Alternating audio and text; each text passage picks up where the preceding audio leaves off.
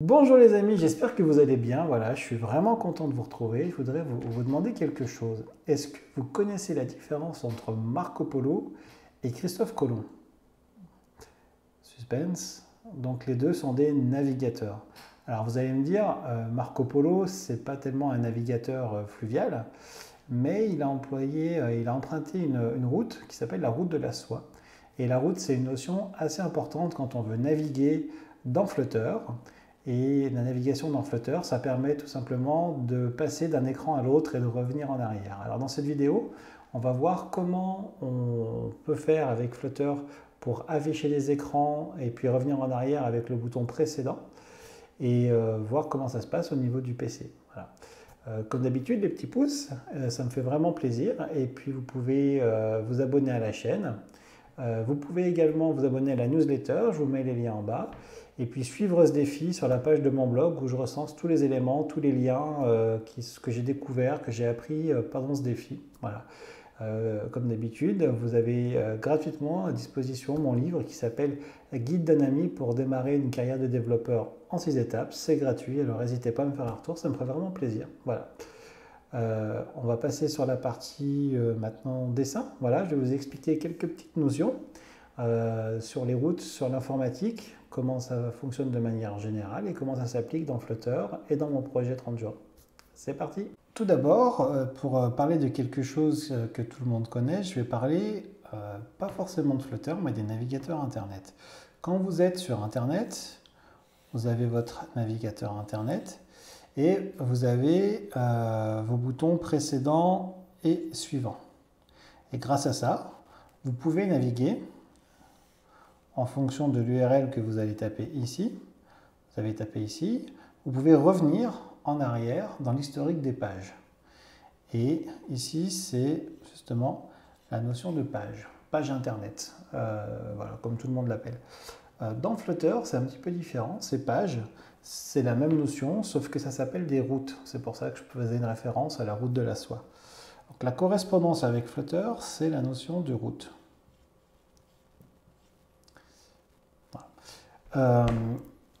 Il existe en informatique une façon de gérer cette information en mémoire qui fait appel à ce qu'on dénomme des piles.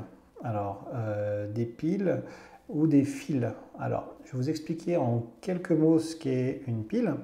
Et vous allez voir que ça existe dans la vie réelle. Je vais vous montrer. C'est exactement comme, on va prendre par exemple, vous avez des serviettes de table. Vous avez une pile de serviettes de table. Eh bien, en informatique, on peut utiliser exactement le même principe. Quand vous avez une pile, alors je vais vous faire un petit peu de... On va effacer un petit peu. Quand vous avez une pile, alors je vais vous faire la pile de serviettes. OK? Donc imaginez que on va mettre une serviette ici. Je mets une serviette par-dessus, une autre par-dessus, etc. En fait, j'empile des serviettes. C'est pour ça qu'on appelle ça une pilée. Sur le haut de la pile, je vais mettre une serviette qui sera rouge et pas noire. Alors pourquoi? Pour s'apercevoir que finalement, la dernière serviette que j'ai mise, qui est une serviette rouge, ça va être, quand je vais vouloir prendre une serviette pour la donner à quelqu'un, ça va être la première serviette qui va partir.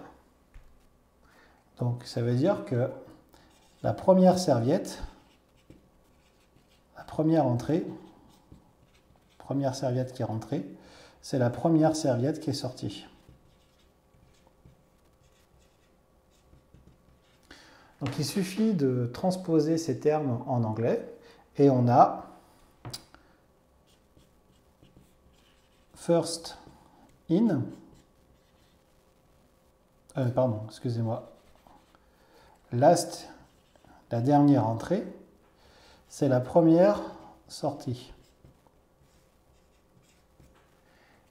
Et si on prend les initiales, on a L, I, F, O. Et on appelle ça en informatique une pile LIFO. Last in, first out. Alors, à quoi ça va nous servir dans Flutter? Eh bien, ça va nous servir tout simplement à comprendre la notion de navigator. C'est pour ça que je disais que le point commun entre Marco Polo et Christophe Colomb, c'était que c'est deux navigateurs, parce que dans Flutter, il existe une classe qui s'appelle Navigator et qui permet de gérer une pile, mais non pas de serviettes, mais une pile de routes. Et donc la classe Navigator va permettre de définir les routes et va permettre de définir comment vont se séquencer les pages, un peu comme dans un navigateur Internet. Imaginez que vous avez ici votre pile, on va dire qu'elle est gérée tout simplement par un objet qui s'appelle Navigator. Cet objet est disponible à la construction de votre application. Il a été créé pour vous. Dans le code, c'est dans la Material App. Et ce Navigator, il a un élément qui lui permet de faire du push pour pousser au-dessus de la pile. Voilà, push. Et alors le push, ça va être ici, pour faire rentrer à l'intérieur. Et puis on a une méthode qui s'appelle pop pour faire sortir. On pousse et on reprend au-dessus de la pile de serviettes, et ici au-dessus de la pile de route. Donc j'ai dit la correspondance en fait au-dessus de la pile des pages. Les pages vont s'empiler et la navigation va pouvoir se faire avec push et pull. Voilà. On va voir les petits détails sur le PC. C'est parti. Comme je vous avais dit, j'avais repris un petit peu le code pour le mettre propre entre guillemets, plus facile à maintenir. Je l'avais organisé en couches. C'est dans une vidéo précédente.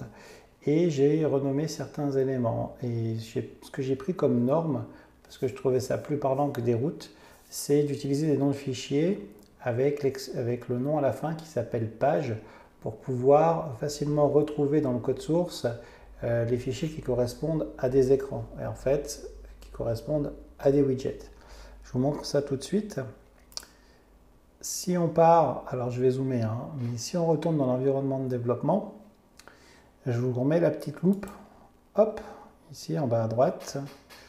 Donc là, avec la petite loupe, vous voyez un peu mieux. Au niveau du code source, on retrouve les couches. Ici, j'ai laissé le main.dart directement à la racine. Et puis, j'ai dans la partie présentation utilisateur, donc ce que l'utilisateur voit, la couche présentation ou user interface UI ou UI ici, j'ai mis à la racine de UI mes différents écrans qui ont à la fin le nom page. Okay, donc j'ai un écran qui est la page d'accueil quand on démarre l'application, un écran qui va me permettre de visualiser la liste des fichiers, un écran qui va me permettre de m'authentifier avec mon compte Google, et un écran qui lui va afficher ma liste de courses. Ces différents écrans vont être organisés en fonction des routes qui vont être prises de la navigation par l'objet Navigator, comme on a vu juste avant. Comment ça se passe concrètement? Il y a un endroit dans le package qui s'appelle Routing. Alors j'ai repris ça d'un code existant, j'ai trouvé ça plutôt bien fait, donc je l'ai repris. Je vous mettrai aussi dans le blog les références sur des liens que j'ai trouvés pour expliquer la navigation dans Flutter. Donc sur la partie routing, il y a une classe qui s'appelle router.dart. Alors je vais vous l'ouvrir, je vais zoomer un peu. Alors c'est une classe que j'ai créée en reprenant du code existant. Et donc là, on voit ici qu'on a différentes routes qui sont définies comme constantes. La page de login, la page de fichier, etc. Donc ça n'a pas nécessité d'avoir le même nom que les pages des fichiers de page que j'ai créés. Et donc ça va être utilisé comme variable. Voilà. Ici, quand la route est appelée, enfin quand on demande une navigation, on va plutôt le faire comme ça, quand on demande une navigation à l'objet Navigator, on va pouvoir faire en fonction du nom qu'on nous passe. Le nom qu'on va nous passer, ça va forcément être des éléments qui sont là. Donc, si on nous passe un élément où dans le texte qu'on nous passe, il y a marqué login, alors on va rediriger vers la page de login. C'est-à-dire que dynamiquement, la classe Navigator va pouvoir créer une route, ici, qui a en paramètre finalement notre widget de page. Et donc, dans la même logique, si on veut accéder à la page des fichiers, il va y avoir une création automatiquement de notre page, widget de page fichier. Et ici, une petite variante, quand on veut afficher la page de la liste de courses, j'ai besoin d'un paramètre, parce que j'ai besoin d'avoir le paramètre du fichier qui a été sélectionné. Je rappelle, l'utilisateur va pouvoir visualiser la liste dans son Google Drive de tous les fichiers de type Excel. Il y en a un qui va choisir correspondant à sa liste de courses. Et quand il va le choisir, eh ben, pour savoir lequel il a choisi, quand il va tapoter dessus, je vais avoir un identifiant. Cet identifiant, il faut que je le donne à ma liste de courses pour qu'elle puisse ensuite aller travailler avec ce fichier Excel pour lire à l'intérieur. Et donc, j'ai besoin de le passer en paramètres. C'est pour ça qu'on a une différence entre la page de login qui n'a pas de paramètres, le listing des fichiers et la page de courses, finalement, qui va avoir en paramètre le fichier, l'identifiant du fichier. Alors ça, c'est pour la navigation de manière globale. Maintenant, le dernier point que j'ai à vous montrer, c'est comment on fait pour appeler la navigation quand on est côté utilisateur, interface graphique. Alors, quand on est dans la page de login, par exemple, hop, alors je grossis, donc je suis sur la page d'authentification, et voilà. Ici, on voit une méthode qui permet de dire on va gérer l'authentification. C'est la page de login. Si la personne se connecte, il y a deux cas. C'est soit l'authentification fonctionne, soit elle ne fonctionne pas. Si elle fonctionne, dans ce cas-là, on va dire OK, on s'est authentifié, on va afficher la page qui va lister l'ensemble des fichiers du compte Google Drive. Donc pour ça, il suffit d'appeler la classe Navigator. On fait un push. Donc comme on a vu dans le schéma, il y a le push pour mettre une page au-dessus et un pop pour enlever la page de la liste. Voilà. Donc là, il y a un push. On passe les éléments nécessaires pour que les éléments puissent travailler. Et puis, on remet la constante qui va nous permettre de définir la route. Voilà. Donc là, c'est plus propre de faire comme ça parce que là, si je fais approute point, et je retrouve file, login, shopping list, qui sont les constantes de la classe approute. Et cette classe, elle est dans le même fichier que la classe router.dart. On a une classe, la classe approute ici, voilà, qui est dans le même fichier. Voilà pour la navigation, c'est pas plus compliqué que ça. Je vais peut-être vous montrer quand on appelle la page avec l'argument.